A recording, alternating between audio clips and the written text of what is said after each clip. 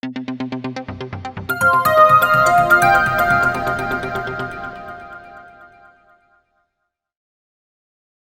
the Lord. Let's talk about revival. Revival एक ऐसी चीज है, ਅਸੀਂ हम जब बात करते हैं रिवाइवल की, मैं कुछ बातें कर चुका हूं लेकिन इसको दोबारा करेंगे क्योंकि ऑन रिकॉर्ड होने वाला है ये। हम लोग यहाँ पे हैं आपको हमारा मकसद है कि हम आपको रिवाइव करें। हमारा मकसद है आपको जागृत करते हैं। जैसे मैंने बताया, जागृत उसको किया जाता है जो सो रहा है। अब मैं आपको बताता हूं, आप सो रहे हो, आप कैसे, मैं आपको बताता हूं। अपनी लाइफ के ऊपर गौर करो, थोड़ा पीछे चले जाओ, शुरू में चले जाओ। जब आप प्रभु में आए तो आप प्रभु से बहुत डरते थे, तो शायद आप प्रार्थना भी बहुत करते हो, लेकिन जैसे जैसे जिंदगी आगे चलती गई आप ठंडे पड़ते गए, रिवाइवल खत्म होता गया। इसलिए क्योंकि हम सो रहे हैं, हमें आज रिवाइवल की जरूरत है, हमें रिवाइव करने की जरूरत है, हमें जागृत होने की जरूरत है। किसी को रिवाइव करने के लिए first thing we need to encourage. एक चीज जो जरूरत है वो है एनकरेज करने की, हौसला देने की, हौसला देने की, एक दूसरे को हौसला देने की आदत डालो। डिस्करेज दुनिया करती है, डिस्करेज दुनिया करेगी, आपको निराश दुनिया करेगी। मैं आपको बताता हूं, अय्यूब तकलीफ में आया, उसकी गलती नहीं थी लेकिन प्रभु उसको टेस्ट कर रहा था। अय्यूब तकलीफ में आया, उसके दोस्त उसे तसल्ली देने के लिए आए, उसके दोस्त उसे लेकिन तसल्ली देके गए नहीं, डिस्करेज करके चले गए, उसे ब्लेम करके चले गए। यू डिड रॉन्ग, तूने गुनाह किया होगा इसलिए तू बीमार है। इसलिए मैं आपको बताता हूं, इस दुनिया में इंसान आपको कभी एनकरेज नहीं कर सकता, कभी भी इनकरेज नहीं कर सकता। इंसान कभी इनकरेज नहीं कर सकता, आपको डिस्करेज कर सकता। प्रभु का वचन है जो आपको इनकरेज कर सकता। प्रभु अपने वचन के जरिए क्या करता है, हमें हौसला देता है। ये बात हमने कई बार पढ़ी है, वेरी फेमिलियर वर्स, यहोशू उसका 1 अध्याय 1 वचन से लेकर 9 वचन तक, ध्यान दीजिएगा। यहोशू उसका 1 अध्याय 1 वचन से 9 वचन तक, बड़े सुंदर पद है, बहुत बार आपने पढ़ा होगा लेकिन आज भी देखेंगे। लिखा है, यहोवा के दास मूसा की मृत्यु के बाद यहोवा ने उसके सेवक यहोशू को, जो नून का पुत्र था, कहा, मेरा दास मूसा मर गया है। मैं आपको बता रहा हूं, पहले भी मैंने बताया है।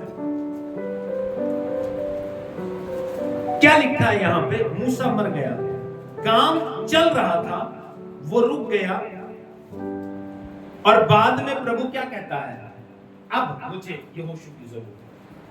अब बात को समझना, बात को समझना। काम मूसा कर रहा था, मूसा का काम क्या था, उसकी कौम को मिस्र की गुलामी से छुड़ा के मुल्क कनान में लेके जाना, वो कर रहा था, लेकिन रास्ते में उसकी मृत्यु हो गई। जब मृत्यु हो गई तो काम रुक गया। एनकरेजमेंट चाहिए, अब रिवाइवल चाहिए, वहां पे रिवाइव चाहिए। मैं अपनी जिंदगी की बात करता हूं, जब मैं कहीं पे सेवा करता था तो मेरे दिमाग में एक बात थी, अगर दुष्ट आत्मा आ गया तो पास्टर जी को बुला लेंगे, बिकॉज़ मैं रिवाइव नहीं था। लेकिन उसके बाद मैंने अपनी मिनिस्ट्री शुरू कर ली, अब किस पास्टर को बुलाऊंगा? उसके बाद मेरे जो पास्टर जी थे उनकी डेथ हो गई, अब किस पास्टर को बुलाऊंगा? अब प्रभु क्या करता है, मुझे हौसला देता है। इंसान एक बात और समझना, अपना भरोसा प्रभु पे रखने की आदत डालो। किस पे? किस पे? अपने साथ वाले से बोलो, प्रभु पे भरोसा रखो।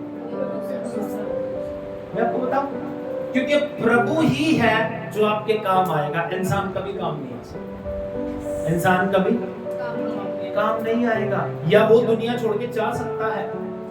आपको संभालेगा कौन फिर? सिर्फ। और यहाँ पे भी लिखा है, और इंसान कभी भी वफादार नहीं होगा। बाइबल बताती है, अगर नए नियम में देखें, यीशु मसीह की मौत होगी, यीशु मसीह मर गए। यीशु मसीह के मरने के बाद चेलों ने पहला काम क्या किया? क्या किया? जाल ठीक करना शुरू कर दिया। क्या कर रहे हैं? जाल, ताकि अपने काम पे वापस जाए। अरे वही चेले हैं ये, तो ये देखो कि वो चेले जिन्होंने करोड़ों चमत्कार देखे थे वो भटक जाते हैं, तो आजकल के लोग नहीं भटकेंगे। आजकल के तो चेले भी नहीं है, ये तो चेले भी नहीं है, ये तो इतने ऐसे लोग हैं जो शायद चेला बनना नहीं चाहते, बड़े होना चाहते हैं। कल मैं एक बड़ी अच्छी बात सुन रहा था, बड़ी अच्छी बात सुन रहा था। आप कहते हैं इज्जत चाहते हो, आप क्या चाहते हैं, लेकिन आपको मिलती नहीं है। मिलती क्योंकि जिससे आप इज्जत चाहते हो वो भी तो इज्जत चाहता है। जब आप इज्जत चाहते हो आपको मिलती क्यों नहीं है? क्योंकि आगे वाला खुद इज्जत चाहता है, वो देना नहीं चाहता। अंडरस्टैंड? बात समझ आ रही है? लेकिन प्रभु ने इज्जत लेने का तरीका बताया। कहता तू अपने आप को छोटा करेगा तो मैं तुझे ऊंचा कर दूंगा, ऊंचा करेगा तो मैं तुझे नीचा कर दूंगा। आज दुनिया में कोई किसी की इज्जत नहीं कर रहा, क्योंकि सब ऊंचा होना चाहते हैं, नीचा कोई होना ही नहीं चाहता। अब प्रभु क्या कह रहा है? देखो, यीशु मसीह की मौत हुई तो काम रुक गया। चेले क्या करने लगे? चेले खुद अपने जाल संवारने लग गए ताकि वापस वो काम करे। लेकिन प्रभु ने जब वो काम छुड़वाया था तो प्रभु ने क्या कहा था? आज से तू मनुष्यों को पकड़ा करेगा। लेकिन वही बंदे क्या कर रहे हैं? वापस मछली पकड़ने की कोशिश कर रहे हैं। अब प्रभु कहता है यू नीड अ रिवाइवल। तो प्रभु अपने वचन के जरिए उन्हें रिवाइव करता है, वचन के जरिए उन्हें हौसला देता है, जागृत करता है। मेरे प्रियो, आज हमें भी रिवाइवल की जरूरत है। अपने सामने वाले से बोलो, रिवाइवल की जरूरत है, रिवाइवल की जरूरत है। Thank you Jesus. जो मेरे लोग हैं, प्रभु के लोग, आज भी प्रभु को नहीं जानते। इन लोगों ने कितने वचन सुने होंगे? चेलों ने दिन रात प्रभु के साथ रहते थे, दिन रात प्रभु की बातें सुनते थे, दिन रात प्रभु के वचन को सुनते थे और बड़े बड़े चमत्कार देखते थे। बाइबल ये बताती है 3.5 साल की मिनिस्ट्री में यीशु मसीह ने इतने चमत्कार किए कि सारे लिख दिए जाते तो पूरी पृथ्वी किताबों से भर जाती। इतने चमत्कार, यू कैन नॉट इमेजिन, आपकी सोच से भी परे है। इतने चमत्कार यीशु मसीह ने किए। बाइबल में लिखा है 3 मुर्दे यीशु मसीह ने जिंदा किए, लेकिन बहुत सारे किए होंगे, लेकिन 3 को यहाँ पे जगह मिली, मेंशन किया गया है। आपको बताऊं, हर चेले ने सुसमाचार लिखा है, लेकिन 4 सुसमाचारों को इसमें जगह मिली है। हर चेले ने लिखा है। अब कोई पीछे थोड़ी हटता है। 12 के 12 थे, एक मर गया, 11 थे, 11 के 11 ने एक्सपीरियंस किया है। आप देखते हो मत्ती किसी और तरह कहता है, लूका किसी और तरह कहता है। वो क्या कर रहे हैं? अपना एक्सपीरियंस जैसे उन्होंने फील किया, फलाने दिन क्या हुआ, वो वहां पे गए, वो वहां पे गए, उनके माइंड में था, उन्होंने लिख दिया। हर चेले ने लिखा, लेकिन सारी चीजें अगर लिख दी जाती तो धरती, पृथ्वी किताबों से भर जाती। लेकिन वही लोग छोड़ के यीशु मसीह को अपने काम में लगे। इसीलिए प्रभु उनको रिवाइव करता है। रिवाइवल अपने लिए बहुत जरूरी है। अब ये रिवाइवल, जल्दी से बात करूंगा, ज्यादा बात नहीं करूंगा। प्रभु ने जब यहोशू को रिवाइव करना था तो उससे पहले उसे इंकरेज किया। बाबूजी, उससे पहले उसे इंकरेज किया। हालेलुया। प्रभु ने जब उसको रिवाइव करना था उससे पहले उसे इंकरेज किया। इंकरेज करने के लिए उसे क्या क्या हौसला दिया, मैं जल्दी जल्दी बताऊंगा, आप इसको घर में जाके पढ़ लेना। पहली बात प्रभु ने यहोशू से कही, जहां जहां तू पैर रखेगा वो जगह तेरी। आमीन। जहां जहां तू पैर रखेगा वो जगह तेरी। इसका मतलब विक्ट्री बिलोंग्स टू यू, जीत तेरी होगी जहां जहां तू पैर रखेगा। व्हेन यू स्टेप आउट अपनी लाइफ में, जब भी आप अपने घर से निकले, अपनी जिंदगी में घर से बाहर कदम रखे, ये बात आपके माइंड में होनी चाहिए कि जहां मैं पैर रखूंगा वो जगह मेरी हो जाएगा। एनीथिंग, कुछ भी आप करने जा रहे हो, वॉक इन विक्ट्री, जीत में चलने की आदत डालो, आदत डालो जीत में चलने की। प्रभु ने कहा जहां तू पैर रखेगा वो जगह तेरी। दूसरी बात प्रभु ने उसे कही, तेरे जीवन भर कोई तेरे सामने ठहर ना सकेगा। खड़े होंगे, आपके खिलाफ खड़े होंगे, लेकिन ठहर नहीं सकेंगे। आपने एक्सपीरियंस किया होगा, मैंने बहुत बार किया, बहुत बार। मैं आपको सच बता रहा हूं, कुछ लोग गवाह हैं मेरी जिंदगी के। चंदू जी गवाह हैं, क्योंकि बाबूजी तो उस समय हमारे पास नहीं थे, बाद में आए। परमजीत गवाह है। जब मेरे पास मेरे ऊपर 2020 में केस चला, मैं आपको बताऊं, मुझे थाने जाने तक की जरूरत नहीं पड़ी। पर्दा फाश है बिल्कुल, वो केस नेट से ही गायब है, बिकॉज उसने कहा विक्ट्री बिलोंग्स टू मी। सच्ची बता रहा हूं, मैं आपको सच्ची बातें बता रहा हूं।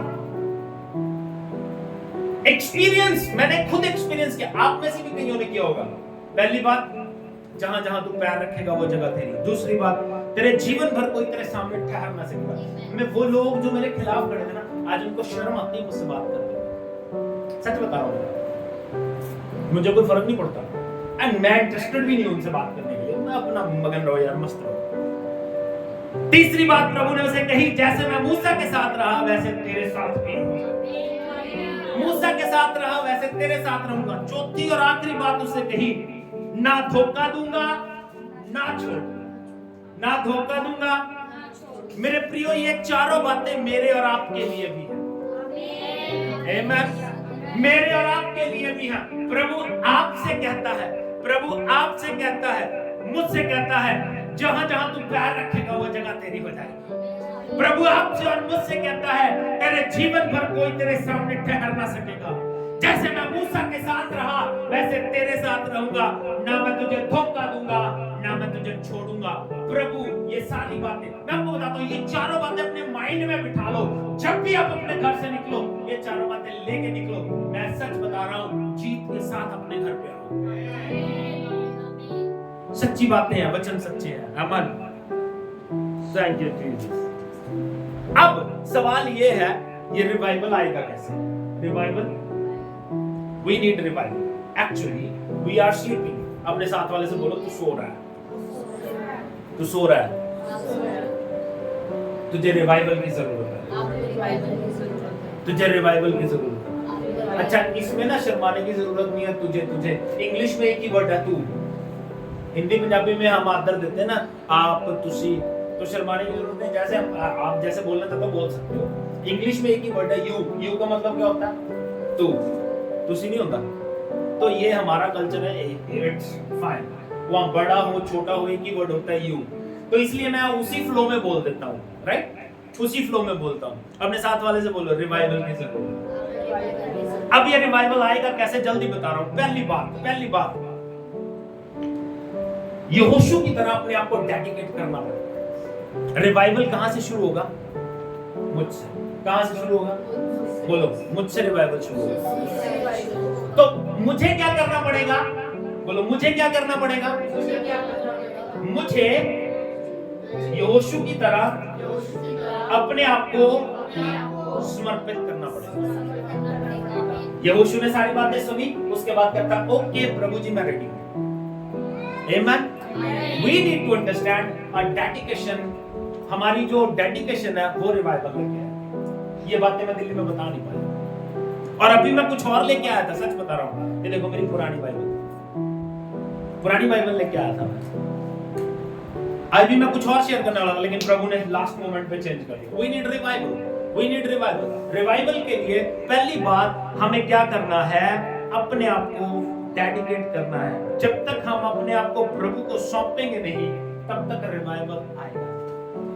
जितने लोग, मैं आपको बताऊं, समझना, डोंट थिंक कि ये भीड़ रिवाइवल लेके आएगी। Don't think. आप में से कितने लोग रिनड बंके को जानते हैं? नहीं जानते। रिनड बंके एक प्रभु का सेवक है, अभी नहीं है शायद, अभी उनको याद होगा। साउथ अफ्रीका में अकेले ने रिवाइवल, वो साउथ अफ्रीका में चले गए। जब साउथ अफ्रीका में गए तो वहां पे जाके लोगों से कन्वर्सेशन करना बड़ा मुश्किल था, लोगों से बात करनी बड़ी मुश्किल थी, उनको सिर्फ इंग्लिश आती थी। तो उनको प्रभु का आत्मा जंगल में ले गया। जंगल में ले जाके प्रभु ने जंगल के बीच में उन्हें खड़ा किया। देखो रिवाइवल, ध्यान देना मेरी बात पे। प्रभु के दास की गवाही मैं आपको बता रहा हूं। जंगल के बीच में खड़ा होकर प्रभु ने उसे कहा, अब यहां पे प्रचार कर। एंड ही थॉट कि यार फुलिश थिंग, मैं पेड़ों को प्रचार करूं। गॉड सेड, जैसे मैं कह रहा हूं वैसे कर। उसने सुसमाचार सुनाना शुरू किया, यीशु मसीह तुम्हारे लिए आया, मारा गया, गाड़ा गया, तीसरे दिन मुर्दों में से जी उठा, आज वो तुम्हें मुक्ति दे सकता है। पागलों की तरह पेड़ों को प्रचार कर रहा है। But there was a one person जो पेड़ के पीछे छुपा बैठा था, उसकी नजात होनी थी, उसके जरिए उस अफ्रीका में रिवाइवल आना था।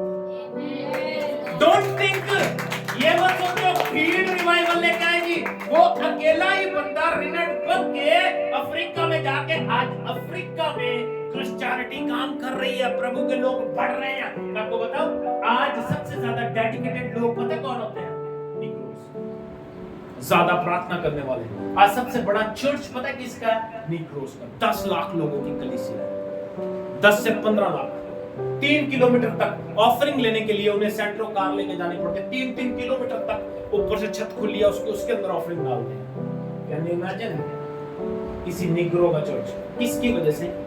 बिकॉज़ ऑफ रिनेट बंक, बिकॉज़ ऑफ रिनेट बंक। डोंट थिंक, पहले अपने आप को डेडिकेट करने की आदत डालो। वो सोचता मैं अपने किसी साथी को लेके जाऊंगा, वो सोचता किसी दोस्त को लेके जाऊंगा, परिवार को लेके जाऊंगा। नो, अकेला गया, रिवाइवल आया, आज वहां पे काम हो रहा है। रिनेट बंके नहीं है, लेकिन प्रभु का काम आज भी वहां पे है। दूसरी बात, रिवाइवल कैसे आएगा? उपवास और प्रार्थना से आएगा। आज ये बीमारी है लोगों में, ना वो उपवास करते हैं ना वो प्रार्थना। रिवाइवल चाहते हैं, रिवाइवल चाहते हैं, रिवाइवल तो चाहते हैं, लेकिन काम नहीं करना, ना उपवास रखना चाहते हैं ना प्रार्थना। मैं कहता हूं जो भी चीज आप चाहते हो अपनी जिंदगी में, तब तक उपवास रखते रहो जब तक मिलना चाहिए। चाहे आपको नजात चाहिए, चाहे पैसा चाहिए, चाहे घर चाहिए, चाहे धन चाहिए, चाहे दौलत चाहिए, anything you need, just pray, pray, fasting pray, fasting pray, fasting pray, fasting pray, fasting pray, और कुछ नहीं। Last and most important thing, आखिरी और बहुत जरूरी बात,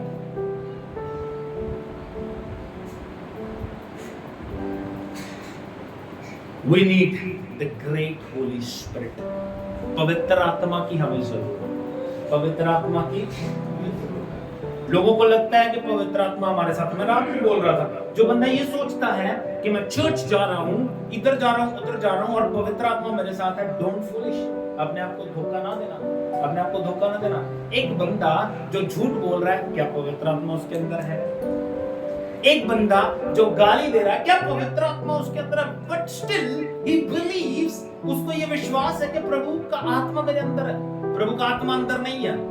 प्रभु का आत्मा, जब आप कुछ भी गलत करते हैं, वो आपके देह में से निकल के साइड में हो जाता है, फिर आप ही रह जाते हो। इसीलिए हम मान करते हैं, हमें पवित्र आत्मा की जरूरत है। और एक ही वचन पढ़ के समाप्त कर दूंगा, प्रेरितों के काम उसका 1 अध्याय 8 वचन।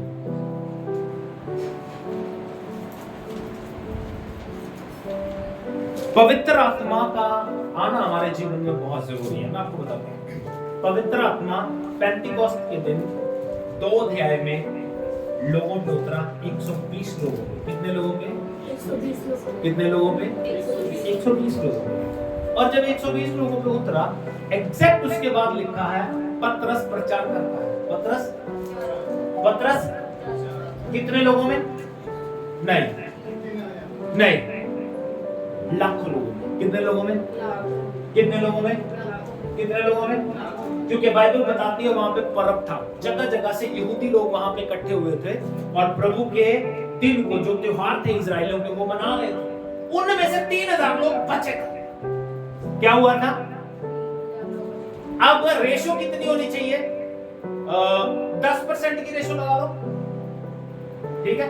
अगर हम 100 बंदों को वचन सुनाते हैं तो 10 बिलीव करते हैं। मैं ये बिलीव, 10 बंदे बचते हैं।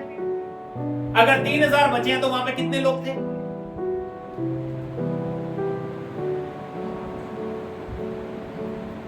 अरे कोई हिसाब किताब नहीं। अप्रॉक्सीमेट 30 लाख। अलग अलग शहरों से, अलग अलग देशों से आके एक ही जगह पे वो लोग प्रभु का त्योहार मना रहे थे। जब त्योहार मना रहे थे तो वो क्या कहता है? पतरस कहता है यीशु मसीह इस दुनिया में आया और उसको तुम लोगों ने क्रूस पे चढ़ाया, मारा। यह है पवित्र आत्मा का इम्पैक्ट, यह है पवित्र आत्मा का असर। थोड़ा पीछे चले जाओ, पेंतिकोस्त से पहले पतरस यीशु मसीह का 3 बार इनकार कर चुका था। कितने लोगों में? 10 होंगे, 20 होंगे, 50 होंगे। पहली लड़की कहती, ओए तू भी तो यीशु मसीह को ले कहना, मैं तो जानता भी नहीं कौन है यीशु मसीह। आग से कहता, ओए तू भी उनके जैसे लगता, ना ना कर, मैं तो जानता ही। वही पतरस जो 3 बार इनकार कर चुका था, आज 30 लाख लोगों में कहता है तुमने तुमने तुमने यीशु मसीह को मारा। ये है पवित्र आत्मा का impact. When you receive the Holy Spirit, Bible में लिखा है, क्या लिखा है? जल्दी से पढ़ेंगे, पढ़ो जल्दी। परंतु जब पवित्र आत्मा तुम पर आएगा, जब पवित्र आत्मा तुम पर आएगा तो तुम सामर्थ पाओगे, बोल्डली बोलोगे, तुम्हारे अंदर पावर आ जाएगी। जो चीज इनकार कर चुके हो, मैं यीशु को नहीं जानता, अब जानता हूं तुमने ही मारा है। वो पतरस जो कह रहा था मैं यीशु को नहीं जानता, आज कहता है तूने मारा है यीशु को, तेरी वजह से यीशु मसीह मर गया। और 3000 लोगों ने बिलीव कर लिया, यीशु मसीह में आ गए। और लोगों की गैदरिंग जो मसीह लोग थे कितने हो गए? 3120। दूसरा प्रचार किया उसने विद द होली स्पिरिट, पवित्र आत्मा के जरिए दूसरा प्रचार किया। क्या हुआ उस दूसरे प्रचार में? 5000 लोग बचे। ऐसे ग्रोथ हो रही थी बिकॉज द होली स्पिरिट। इसलिए हमें चाहिए, इफ यू नीड रिवाइवल, बस पहली बात अपने आप को डेडिकेट करें। डेडिकेशन आपकी लाइफ में बहुत जरूरी है। हम डेडिकेटेड नहीं है, हम लोग अपनी जिंदगी में डेडिकेटेड नहीं है। हम लोग अपने से जीवन में न प्रार्थना में है, न बाइबल में है, डेडिकेटेड नहीं है। हमारे परिवार में हम कितने सदस्य हैं, हम लोग कितने यहाँ पे बैठे हैं, वी आर नॉट डेडिकेटेड। या एक व्यक्ति डेडिकेटेड होता है, बाकी परिवार भी हमारा डेडिकेटेड होना चाहिए। यहोशू की तरह हमारे प्राण होने चाहिए। यहोशू कहता है मैं और मेरा घराना प्रभु की सेवा करें। ये डेडिकेशन कहाँ है हमारा? डेडिकेट करें अपने आप को, उपवास प्रार्थना करें और पवित्र आत्मा को हासिल करें। पवित्र आत्मा को हासिल करें। उछलना पवित्र आत्मा नहीं है, छलांगे लगाना, क्लैपिंग करना पवित्र आत्मा नहीं है। पवित्र आत्मा आपकी लाइफ में चेंज लेके आएगा। पवित्र आत्मा की सामर्थ आपके जीवन को बदलेगी। पवित्र आत्मा की सामर्थ ये दिखाएगी कि आपका जीवन जैसा पहले था, जैसे पतरस का पहले जीवन था, वैसा नहीं रहा because of the Holi spirit. अगर आज भी पुराने जीवन में हम चल रहे हैं, वैसी ही चाल चल रहे हैं, तो हमारे जीवन में कोई बदलाव नहीं है। इसका मतलब फाइनल थिंग, हमारे जीवन में कोई पवित्र आत्मा नहीं है। हम सिर्फ खुश हो रहे हैं, वैसे ही खुश हो रहे हैं। इसलिए अपने जीवन को रिवाइवल से भरें, अपने आप को जागृत करें और प्रभु की महिमा करते रहें। God bless you.